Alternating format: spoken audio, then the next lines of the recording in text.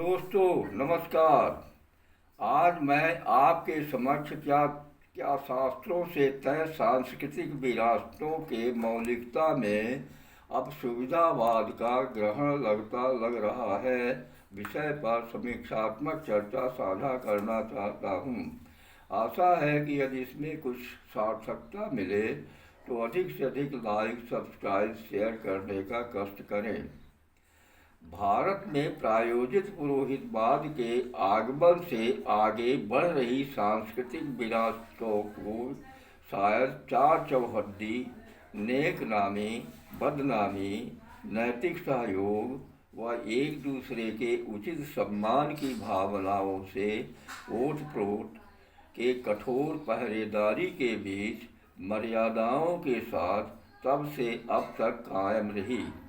समय समय पर इस विषय के विश्लेषण पर अक्सर विद्वान कहते पाए जा सकते रहे कि हमारे समाज की सामाजिक सांस्कृतिक विरासतों की जड़ें इतनी गहराई से जमी हुई रही कि शताब्दियों तक गुलाम बनाए रहे विदेशी मुसलमान फिर अंग्रेज़ों के भारी जुल्मों के बाद भी उस क्षेत्र में भी किए गए अन्य उनके प्रयासों के बाद भी कोई ढील नहीं बना पाए।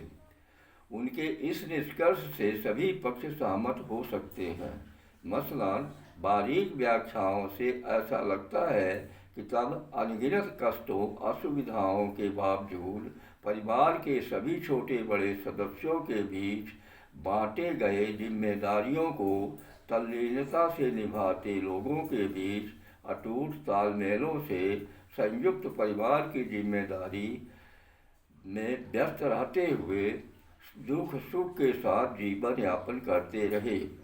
दिली आस्थाओं से कठिन पैदल तीर्थ यात्राओं के साथ अपने अपने अवकाश से रीत रिवाजों समय समय पर आस्था जनित समारोहों के आयोजन होते रहे।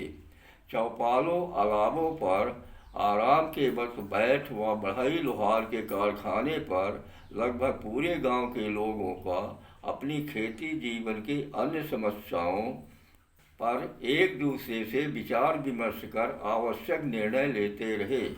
गोधन पर आधारित खेती कथित सवर्णों व पिछड़ी दलित जातियों के बीच उल्लेखनीय शोषण उत्पीड़न के बावजूद आपसी भाईचारा एक दूसरे से उचित रिश्तों के साथ नैतिक सहयोग सम्मान जैसी सामाजिक सांस्कृतिक गतिविधियाँ मजबूती से चलती रही।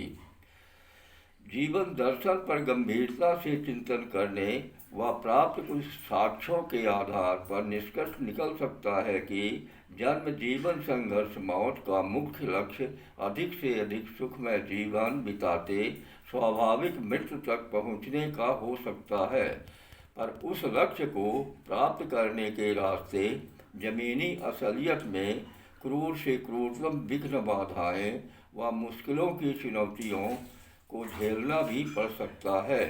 संदर्भ के इस पृष्ठभूमि के अव्यक्त दबावों से भारत में आज़ादी के बाद वह सब हो लग सकता है जो उक्त विदेशी आक्रांताओं से नहीं हो सका। अब ऐसा लगता है कि सुख हेतु जीवन के अन्य क्षेत्रों के साथ परंपराओं में भी सुविधावादी कार्यों की घुसपैठ भारी मात्रा में तलाशी जा सकती है।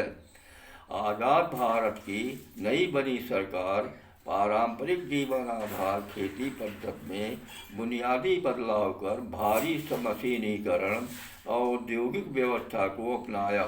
तदनुसार जो कथित विकास के तहत एक पक्षीय नीतियों योजनाओं के दबावों से पुरानी परंपराओं में निर्णायक बदलावों को प्रेक्षक नोट कर सकते हैं। विषय की व्यापकता पर न जाकर यहाँ कम से कम दो जगजाहिर जमीनी उदाहरण बात को समझने के लिए शायद पर्याप्त माने जा सकते हैं। पहला, कृषि पद्धति में आमूलचूल बदलाव के अलावा परिवार के सदस्यों के बीच अब वह आदर नैतिक सहयोग व्यवस्था के व्यावसायिक दबावों के कारण लेन देन के अंदर सिमटते लग रहे। माँ बाप अपने बच्चों पर अब डांट नहीं मार सकते, बच्चे की शादी जो अधिकांशतः अप्रतीकात्मक कार्यक्रमों, झटमकनी पट विवाह के रूप में बदली जा लग सकती है, जिसके बाद अधिकांश पुत्रों की निष्ठा ससुराल के पक्ष में खिसकती लग सकती है। दूसरा, कभी जीवन का मुख्य भूख रोटी के बाद आस्था कर्मकांड के प्रात लोगों की जद्दोजहद चरम में पाई जाती रही, किंतु अब इसमें भी प्रतीकात्मकता का ग्राफ निर्णायक बिंदु तक पहुंचता लग रहा है।